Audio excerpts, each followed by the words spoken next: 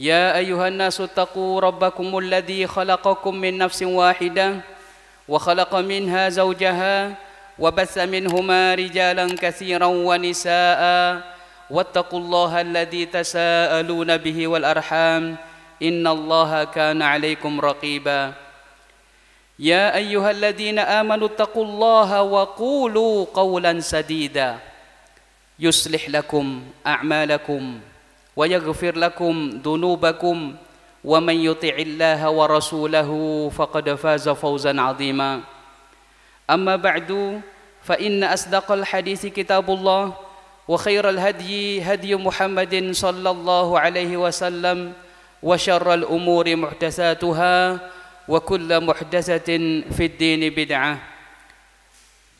Para jamaah sekalian, Bapak Ibu dan saudara-saudariku rahimakumullah, alhamdulillah di malam hari ini Allah Subhanahu wa taala mempertemukan kita kembali dalam majelis ini dalam rangka melanjutkan kajian rutin kita dari kitab Tajdidul Iman karya daripada Syekhuna Abdul Razak bin Abdul Muhsin Al-Badr hafizahumallahu taala. Dan kita sampai pada pembahasan tentang perkara-perkara yang dapat menambahi keimanan. Yang telah lalu sudah kita pelajari bahwasanya di antara hal-hal yang dapat menambahi keimanan yang pertama adalah mempelajari ilmu syar'i, mempelajari ilmu agama. Kemudian yang kedua, beliau mengatakan ma'rifatu asma'illahil husna wa sifatihil ulia, yaitu mengetahui tentang nama-nama Allah Subhanahu wa taala yang indah dan sifat-sifat Allah Subhanahu wa taala yang mulia. Jadi di antara hal-hal yang dapat menambahi keimanan yang kedua yaitu mempelajari dan mengetahui nama-nama Allah yang indah, kemudian sifat-sifat Allah yang mulia. Nah, di sini beliau mengatakan fa innallaha subhanahu wa ta'ala, maka sesungguhnya Allah Subhanahu wa ta'ala yaqul, berfirman, qul ud'ullaha aw ud'ur rahman, katakan wahai Muhammad kepada mereka, ud'ullaha aw ud'ur rahman, serulah Allah ataupun engkau menyeru Ar-Rahman, Dat yang Maha Pengasih. Ayyamma tad'u, apapun yang kamu seru, baik itu Allah ataupun Ar-Rahman, falahul asmaul husna, maka bagi Allah Subhanahu wa taala nama-nama yang baik. Allah memiliki nama-nama yang baik, nama-nama yang indah. Nah, di sini dalam surat Al-Isra ayat 110 ini Imam Ibnu Katsir rahimahullahu taala beliau menyebutkan dalam tafsir Ibnu Katsir bahwasannya ketika Nabi sallallahu alaihi wasallam menyeru Allah dengan nama Allah, kemudian menyeru dengan nama Ar-Rahman, dan ternyata terdengar oleh orang-orang kafir. Lihat tuh Muhammad, dia telah menyekutukan Allah. Ternyata dia itu tidak menyembah satu Tuhan saja, tapi ternyata menyembah dua Tuhan. Dia panggil Allah dan juga panggil Ar-Rahman. Akhirnya turunlah ayat ini. Allah Subhanahu wa ta'ala memerintahkan Rasulullah SAW agar mengatakan kepada mereka, ud'ullaha aw ud'ur rahman, kamu seru Allah ataupun kamu seru dengan nama Ar-Rahman. Apa saja yang kamu seru terkait dengan nama-nama Allah yang indah, maka sesungguhnya Allah itu memiliki nama-nama yang indah. Jadi yang dituju itu hanya satu, Allah meskipun dipanggil Ar-Rahman, yang dituju adalah Allah Subhanahu wa taala. Meskipun yang dipanggil itu Ar-Rahim, yang dituju adalah Allah Subhanahu wa taala. Para jamaah sekalian rahimakumullah, dalam ayat yang lain Allah Subhanahu wa taala juga berfirman dalam surat Al-A'raf ayat 180, walillahil asmaul husna fad'uuhu biha. Kata Allah, bagi Allah itu nama-nama yang indah.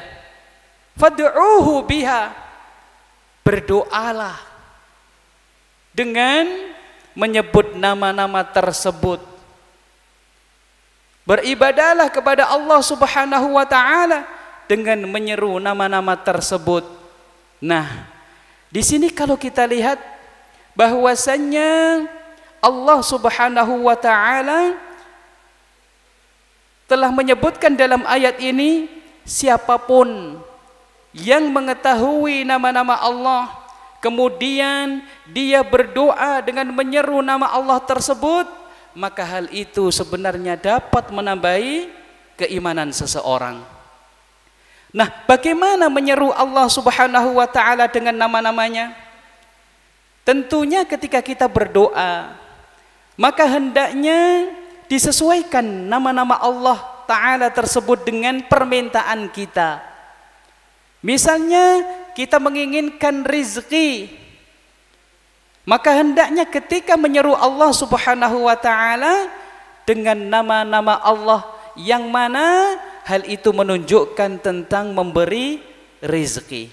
Ya Razzaq, urzuqna ya Allah, urzuqna rizqan halalan thayyiba. Wahai Zat yang maha memberi rizki, berilah aku rizki yang halal dan barokah.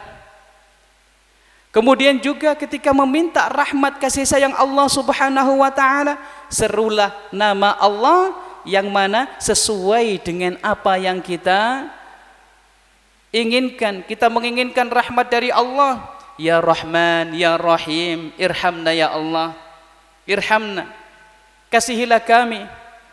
Ketika meminta ampunan, ya Ghaffar, ampunilah, ighfir lana ya Rabbana, wahai Zat yang maha pengampun, ampunilah dosa-dosa kami, wahai Tuhanku. Nah, jadi di sini hendaknya sesuai.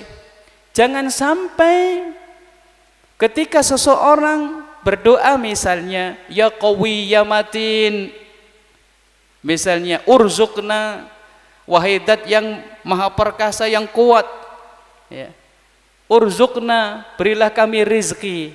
Nah, kalau memang itu ya Qawi ya Matin, ya meminta kekuatan dari Allah Subhanahu wa taala, meminta perlindungan yang mana menunjukkan tentang ya sifat Allah Subhanahu wa taala yang kuat tersebut. Kemudian beliau menyebutkan sabda Nabi sallallahu alaihi wasallam, wa qala an-nabiyul karim sallallahu alaihi wasallam, dan Nabi sallallahu alaihi wasallam yang mulia telah bersabda, inna lillahi tis'atan wa tis'ina asman, sesungguhnya Allah Subhanahu wa taala memiliki 99 nama, mi'atan illa wahidah, 100 kurang 1. Man ahsaha dakhalal jannah, barang siapa yang menghitungnya maka dia akan masuk surga. Ini adalah terjemahan secara tekstual. Nabi sallallahu alaihi wasallam telah bersabda bahwasanya Allah Subhanahu wa taala memiliki 99 nama, 100 kurang 1, barang siapa yang menghafalnya, barang siapa yang tadi kita katakan ahsoha, menghitungnya, maka dia akan masuk surga. Nah, kalau kita lihat ahsoha, apakah ini yang dimaksud dengan ahsoha itu menghitung asmaul husna, kemudian hanya menghitung setelah itu dia mendapatkan pahala ganjaran surga, masuk surga? Apakah seperti itu sebagaimana teks hadis tersebut? Ternyata tidak seperti itu. Namun secara kontekstual, bahwasannya yang dimaksud dengan ahsoha di sini sebagaimana dalil-dalil baik dari Al-Quran ataupun dari sunnah-sunnah Rasulullah SAW yang lainnya, itu menunjukkan bahwasannya ahsoha di sini mencakup 4 hal. Apa? Yang pertama yaitu hifzuha, menghafalkan 99 nama tersebut. Kemudian yang kedua, ma'rifatu ma'naha, mengetahui maknanya, makna daripada Asmaul Husna, nama-nama Allah Subhanahu wa taala yang indah. Mentadabburi nama-nama tersebut, mengetahui maknanya. Misalnya ketika kita lihat, ambil saja di antara contohnya, Ar-Rahman, Maha Pengasih, Ar-Rahim, Maha Penyayang. Ketika kita mengetahui bahwasannya Allah Subhanahu wa taala memiliki sifat Ar-Rahmah, kasih sayang. Ar-Rahman ini adalah nama Allah Subhanahu wa taala yang indah. Sifatnya terkandung pada nama tersebut yaitu Ar-Rahmah, yaitu kasih sayang. Allah memiliki sifat kasih sayang. Ar-Rahim juga demikian, itu nama Allah yang indah. Namun sifatnya yang terkandung pada nama tersebut apa? Ar-Rahmah, yaitu sifat kasih sayang. Bapak Ibu sekalian, kalau kita melihat, kita pikirkan, karena kasih sayang Allah Subhanahu wa taala lah kita bisa duduk di majelis ini. Tanpa kasih sayang Allah Subhanahu wa taala, kita tidak akan bisa hadir dan duduk di majelis ini. Kalau kita lihat dari efek, ya, asar ataupun efek kasih sayang Allah yang ada dalam kehidupan dunia kita ini saat ini, luar biasa. Karena kasih sayang Allah, Allah menciptakan matahari yang mana sinarnya sangat-sangat bermanfaat bagi kehidupan di dunia ini. Para petani ketika panen bisa menjemur padi. Ibu-ibu yang mencuci baju bisa menjemur bajunya. Kemudian kandungan vitamin D yang ada di sinar tersebut bermanfaat bagi tubuh. Dan manfaatnya banyak sekali kalau kita hitung. Itu masih sinar matahari. Belum lagi karena kasih sayang Allah, Allah turunkan hujan, Allah ciptakan air yang mana manfaatnya luar biasa bagi kehidupan yang ada di bumi ini. Sangat-sangat bermanfaat air tersebut. Kalau kita kupas manfaat air, betapa banyaknya manfaat air tersebut. Belum lagi karena kasih sayang Allah Subhanahu wa taala, Allah menciptakan oksigen yang mana setiap hari kita hirup seperti ini. Kalau kita lihat oksigen ini, andai kata beli, seperti halnya ketika seseorang membutuhkan oksigen, beli. Ketika di rumah sakit membutuhkan oksigen, ternyata membayar berapa oksigen tersebut. Andai kata oksigen ini berbayar, berapa yang akan kita bayar? Nah, ini kasih sayang Allah Subhanahu wa taala luar biasa. Subhanallah. Belum lagi kasih sayang yang lainnya, yang mana itu semua menunjukkan sifat Allah Subhanahu wa taala, yaitu Ar-Rahmah. Allah memiliki sifat Ar-Rahmah, yaitu memiliki kasih sayang. Para jamaah sekalian rahimakumullah. Kemudian Ini yang kedua, yaitu ma'rifatu ma'naha, mengetahui makna daripada al-asma al-husna. Kemudian yang ketiga, al-amal bimuqtadhaha, mengamalkan sesuai dengan makna daripada nama-nama Allah Subhanahu wa taala tersebut. Misalnya Allah Subhanahu wa taala memiliki nama Al-Ahadu, Maha Esa. Maka ketika kita meyakini dan kita tahu bahwasanya Allah itu memiliki nama Al-Ahad, bimakna ataupun maknanya Maha Esa, Maha Tunggal, tidak ada duanya Allah Subhanahu wa taala, maka kita mengamalkan sesuai dengan makna tersebut. Artinya kita mentauhidkan Allah, tidak menyekutukan Allah dengan sesuatu pun, tidak menyekutukan Allah dengan makhluk-makhluknya, baik itu rasulnya yang diutus ataupun malaikat yang dekat dengan Allah. Jangan sampai menyekutukan Allah dengan makhluknya ataupun dengan siapapun, dengan kekasih-kekasihnya, wali-walinya. Jangan sampai Allah disekutukan dengan wali-walinya, ataupun dengan makhluk halus misalnya. Jangan sampai Allah Subhanahu wa taala disekutukan dengan mereka.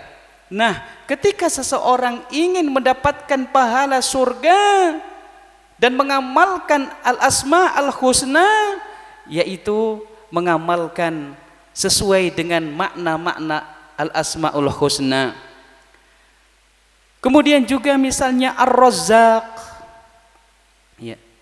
Ketika kita mengetahui bahwasanya Allah memiliki nama Ar-Razzaq, yang memberikan rezeki, yang maha memberi rezeki, maka hendaknya kita meminta rezeki hanya kepada Allah Subhanahu wa taala.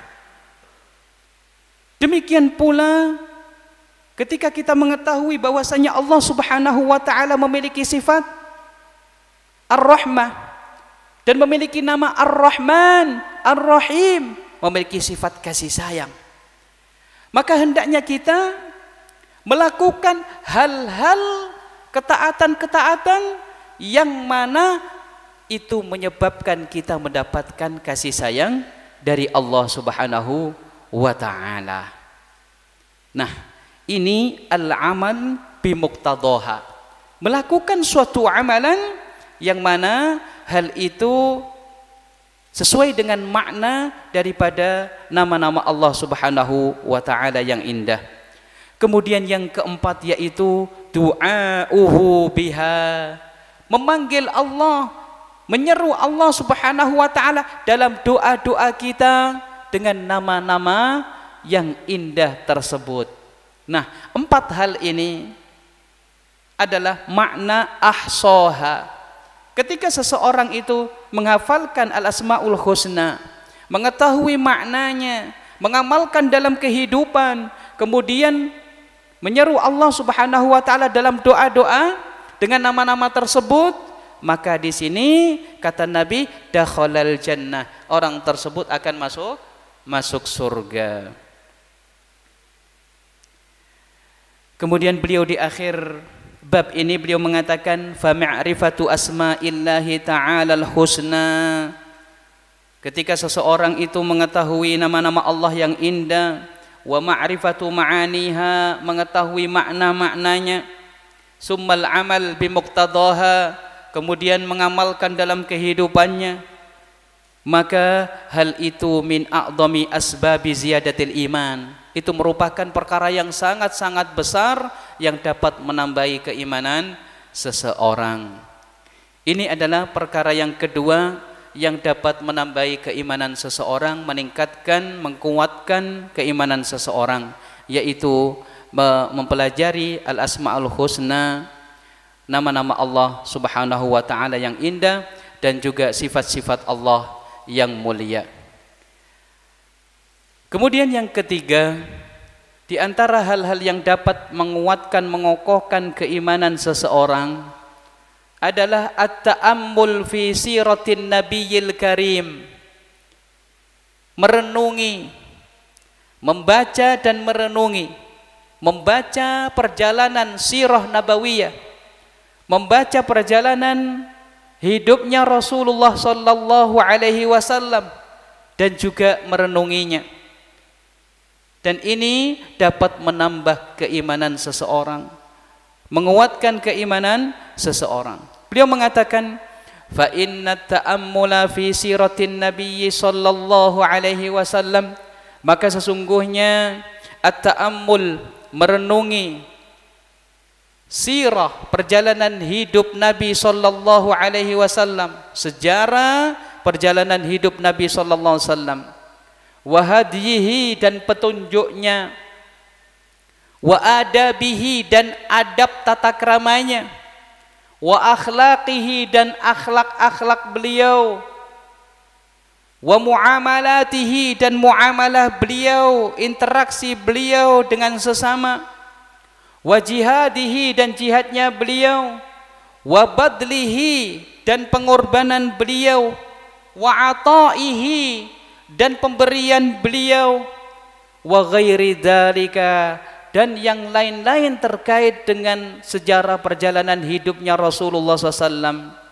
min a'dhami ma yazidul iman, itu termasuk perkara yang besar yang dapat menguatkan, menambahi keimanan seseorang. Kalau kita lihat dari hadyun Nabi, petunjuk Nabi sallallahu alaihi wasallam, kita ambil contoh saja petunjuk Nabi sallallahu alaihi wasallam sebagaimana diriwayatkan dalam hadis yang sahih bahwasannya Nabi sallallahu alaihi wasallam yuhibbuhut tayammun. Beliau senang sekali mendahulukan ketika melakukan hal-hal yang baik-baik, mendahulukan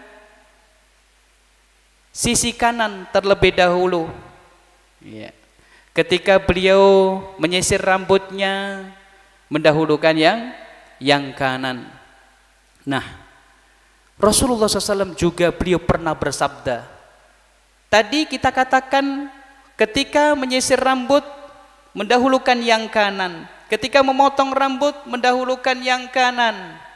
Ini dari fi'il, perbuatan Nabi sallallahu alaihi wasallam. Dan ini disebut sebagai hadis fi'li.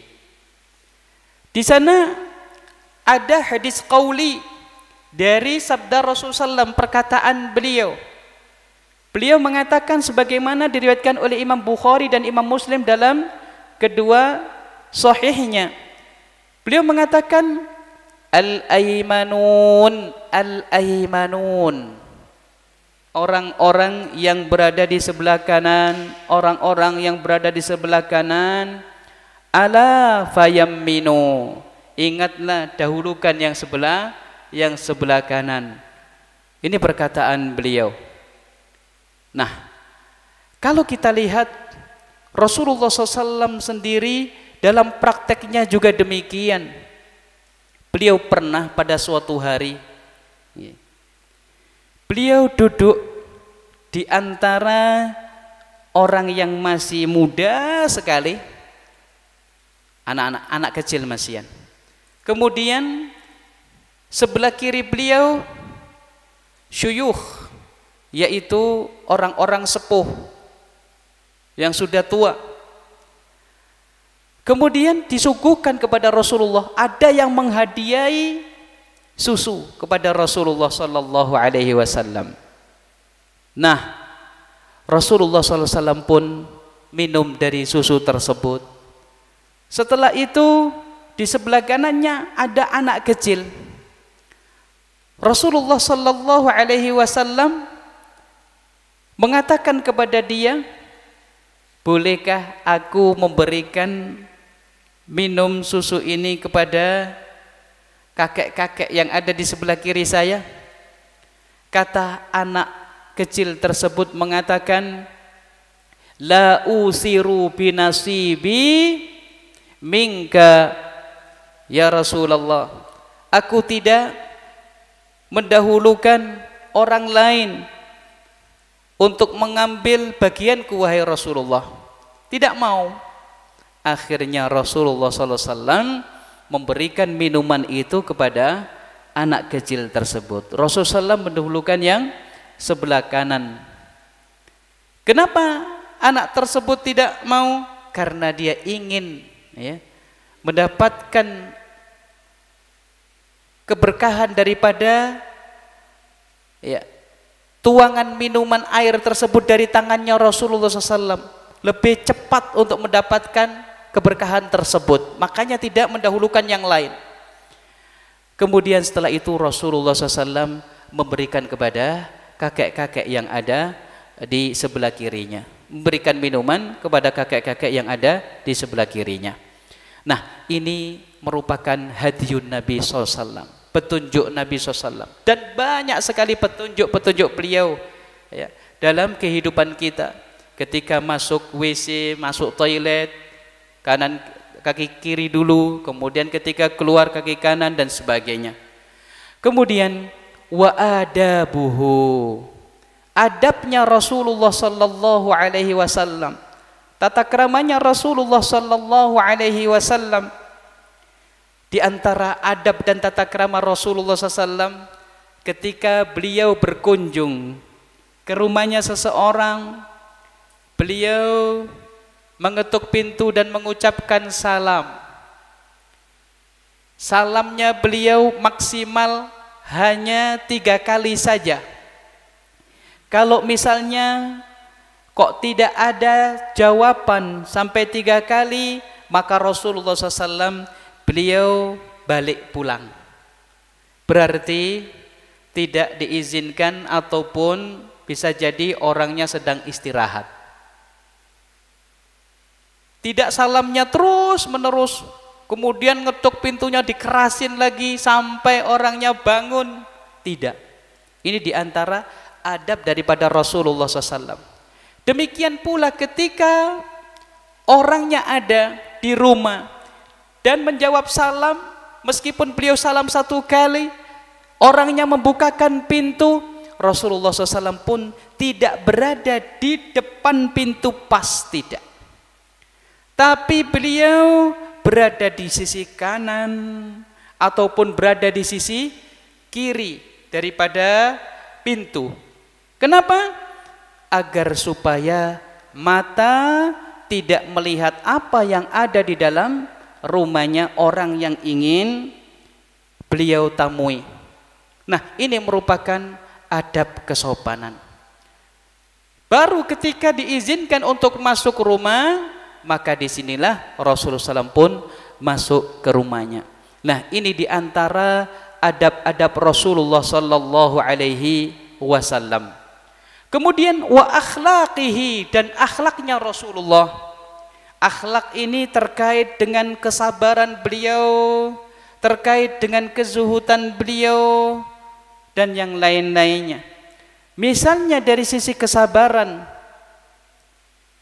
pertama, Rasulullah Sallallahu Alaihi Wasallam beliau sabar sekali menghadapi ujian, cobaan, kezaliman orang-orang kafir Quraisy waktu itu ketika beliau berada di kota Mekah.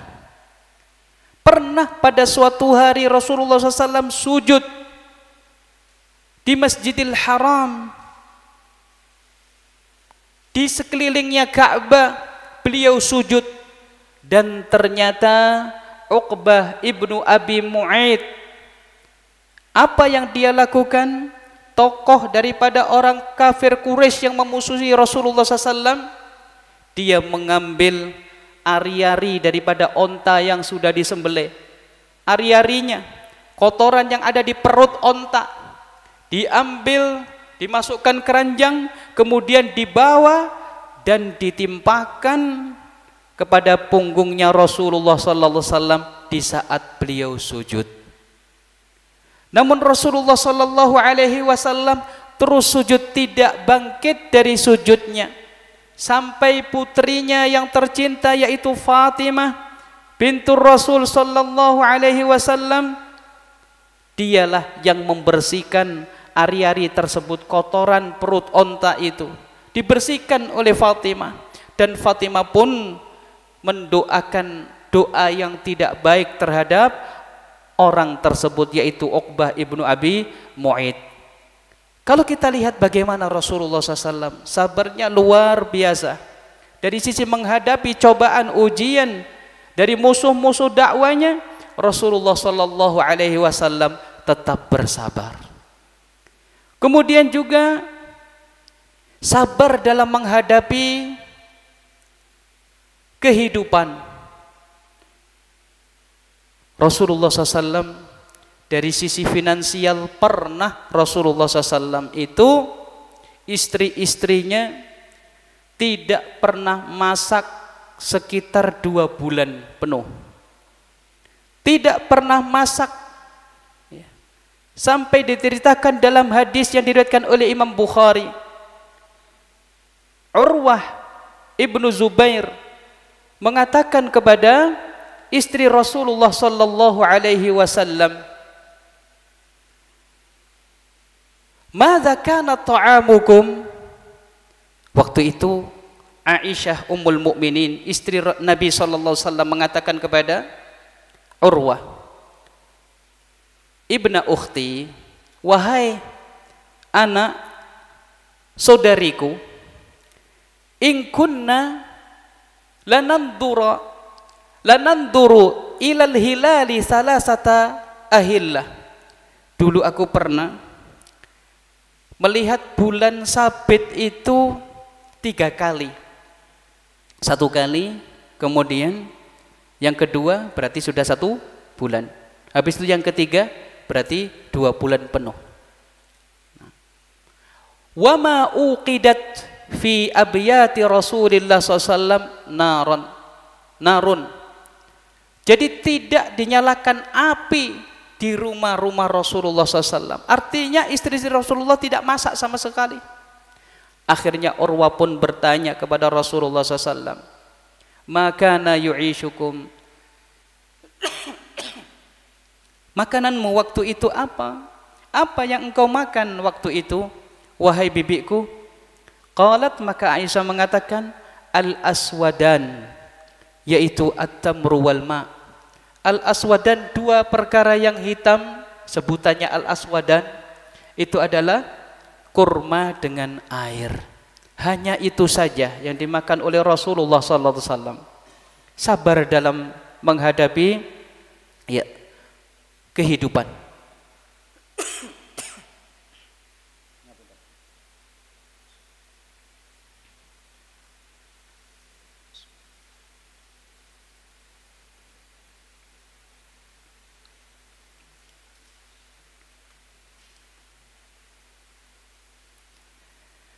Kemudian kalau kita lihat kesabaran beliau ketika menghadapi ujian, cobaan, musibah, beliau adalah uswatun hasanah pula dari sisi kesabaran dalam hal itu. Bagi orang yang ditinggal orang tuanya meninggal dunia ketika dia saat kecil, Rasulullah SAW juga suri tauladan. Ditinggal mati ibunya ketika beliau masih kecil, bapaknya apalagi, ya. Dua-duanya sudah meninggal. Kemudian dia pun hidupnya dipelihara ataupun hidup bersama kakeknya. Setelah itu kakeknya juga meninggal dunia. Akhirnya dirawat oleh pamannya Abu Thalib.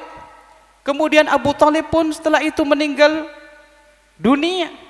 Subhanallah. Ketika beliau sudah menikah, ya, Khadijah binti Khuwailid, setelah itu juga istrinya yang tercinta itu pula meninggal dunia. Rasulullah SAW sabar. Kemudian kalau kita lihat putra dan putri beliau semuanya meninggal dunia di saat Rasulullah SAW masih hidup, kecuali 1. Siapa? Fatimah binti Rasul sallallahu alaihi wasallam. Coba bagaimana? Kesabaran beliau itu luar biasa. Terkadang salah seorang di antara kita ketika ditinggal mati oleh anaknya misalnya, kemudian dia tidak terima dengan takdir Allah subhanahu wa ta'ala, atau bahkan sampai stres, na'udzubillah. Anak itu adalah milik Allah subhanahu wa ta'ala. Ingat bagaimana sabda-sabda Rasulullah SAW terkait seseorang yang ditinggal mati anaknya, nanti akan menjadi syafaat bagi dia nanti pada hari kiamat. Ingat itu, dia dalam kafalah Nabi Ibrahim. Ingat sabda-sabda Rasulullah SAW terkait hal itu, dan Rasulullah SAW adalah uswatun hasanah dalam hal ini. Kemudian dari sisi kezuhudan Rasulullah Sallallahu Alaihi Wasallam, beliau pernah pada suatu hari beliau tidur di atas tikar yang kasar dan ternyata membekas di sisi badannya Rasulullah SAW, bekas daripada tikar yang kasar tersebut. Akhirnya para sahabat Rasulullah SAW, di antaranya adalah Abdullah bin Mas'ud radhiyallahu taala anhu, beliau mengatakan kepada Rasulullah, "Ya Rasulullah, law ittakhadna laka wita'an, maukah engkau aku bikinkan alas tidur yang empuk, yang halus?" Kemudian jawaban Rasulullah sallallahu alaihi wasallam, "Mali walid dunya, apa hubunganku dengan dunia? Ma ana fid dunya illa karakibin istadalla tahta syajarah." Aku hidup di dunia ini ibarat seperti halnya seorang musafir yang menaiki tunggangan, kemudian lelah dan istirahat berteduh di bawah pohon, kemudian melanjutkan perjalanan lagi. Artinya dunia ini adalah tempat untuk singgah mencari bekal. Ketika seseorang mencari bekal di dunia ini, ketika singgah istirahat untuk mencari bekal supaya kuat badannya lagi untuk menempuh suatu perjalanan, artinya dunia ini bukanlah tujuan. Tujuan adalah akhirat, tujuan kita semuanya. Adapun di dunia ini hanya untuk mencari bekal menuju kehidupan akhirat. Sehingga jangan sampai ketika seseorang mampir berteduh di dunia ini dalam rangka untuk mencari bekal kehidupan akhirat, dia lupa dan menjadikan hidup di dunia ini sebagai tujuan. Jangan sampai lupa.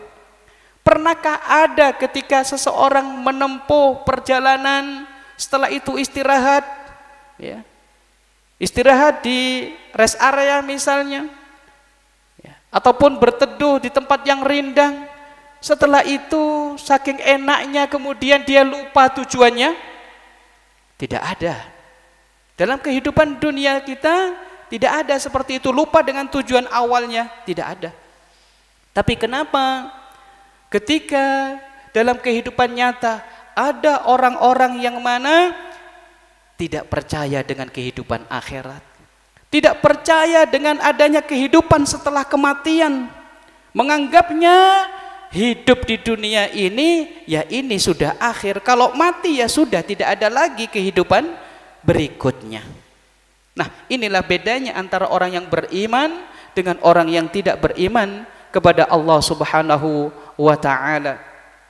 Nah, kalau kita lihat dari sisi akhlak beliau luar biasa, ini juga bisa menambahi keimanan kita dari sisi keqanaatan kita, rasa syukur kita kepada Allah Subhanahu wa ta'ala. Kemudian juga dari sisi muamalah beliau, disebutkan dalam hadis diriwayatkan oleh Abdullah ibnu Al-Harith radhiyallahu ta'ala anhu, beliau mengatakan, "Ma ra'aitu ahadan aktsara tabassuman min Rasulillah sallallahu alaihi wasallam aku tidak mendapati seseorang yang sering senyum daripada Rasulullah sallallahu alaihi wasallam. Ternyata Rasulullah SAW itu sering senyum beliau. Ya. Ketika ketemu saudaranya, beliau senyum. Ya. Nah, ini menunjukkan senyum saja. Ini menunjukkan suatu muamalah yang baik. Bukan cemberut, bukan melengos. Apalagi ketika diucapkan salam, assalamualaikum oleh saudaranya, ternyata melengos, tidak menjawab. Ya. Nah, di sini kalau kita lihat bagaimana Rasulullah SAW dari sisi muamalahnya. Kemudian wa jihadihi, jihadnya, wa badlihi, pengorbanannya luar biasa, pengorbanannya dalam menyebarkan din agama ini. Wa ataihi, dan pemberiannya, wa ghairu dzalika. Semuanya ini kalau dipelajari, maka hal itu dapat menambahi keimanan seseorang. Setelah itu beliau mengatakan, walidha harasas salafu rahimahumullah ala ta'allumis sirah an-nabawiyah. Kata beliau, oleh karena itu para salafus soleh dulu mereka sangat-sangat perhatian mengajarkan anak-anaknya sirah nabawiyah, sejarah hidupnya Rasulullah SAW, diajarkan betul-betul kepada anak-anaknya. Kemudian beliau menyebutkan perkataan daripada cicit Rasulullah SAW. Rasulullah SAW punya cucu namanya Husain bin Ali bin Abi Thalib radhiyallahu anhum. Kemudian Husain memiliki putra, cucu daripada Ali bin Abi Thalib, namanya sama dengan bapaknya. Husain memiliki bapak Ali bin Abi Thalib. Ketika lahir putranya dikasih nama juga Ali. Ali bin Husain bin Ali bin Abi Thalib. Ali bin Husain pernah berkata, kunna nu'allamu maghaziyan Nabi sallallahu alaihi wasallam. Dulu kami diajarkan apa? Sirah nabawiyah, sejarah hidupnya Nabi sallallahu alaihi wasallam, kama nu'allamu suratan minal Qur'an, seperti halnya kami diajarkan membaca satu surat Al-Qur'an. Subhanallah. Nah, ini dalam rangka apa? Dalam rangka pertama, kalau seseorang belajar sirah nabawiyah, dia akan cinta terhadap Rasulullah SAW. Dia akan menghormati Rasulullah SAW.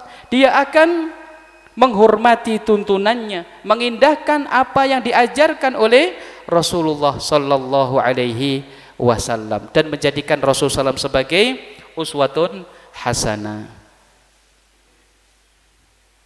Tayyib, mungkin cukup sampai di sini saja dulu pertemuan kita pada malam hari ini.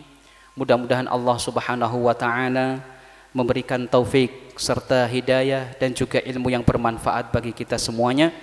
Dua hal ini ketika kita ingin menambahi keimanan kita yang kita sampaikan tadi dan kita pelajari bersama, yaitu yang pertama, ma'rifatul asma'il husna wa sifatihil ulia, mempelajari nama-nama Allah yang indah, kemudian mempelajari sifat-sifat Allah yang mulia, kemudian merenungi efek samping daripada sifat-sifat tersebut dalam kehidupan kita apa saja, kemudian juga membaca sirah nabawiyah dan juga merenungkan sirah nabawiyah tersebut. Dua hal itu juga dapat menambahi keimanan seseorang. Naktafi bihadzal qadar, mohon maaf atas segala kekurangan. Kita tutup dengan doa kafaratul majlis. Subhanakallahumma wa bihamdika asyhadu an la ilaha illa anta astaghfiruka wa atubu ilaik. Assalamualaikum warahmatullahi wabarakatuh.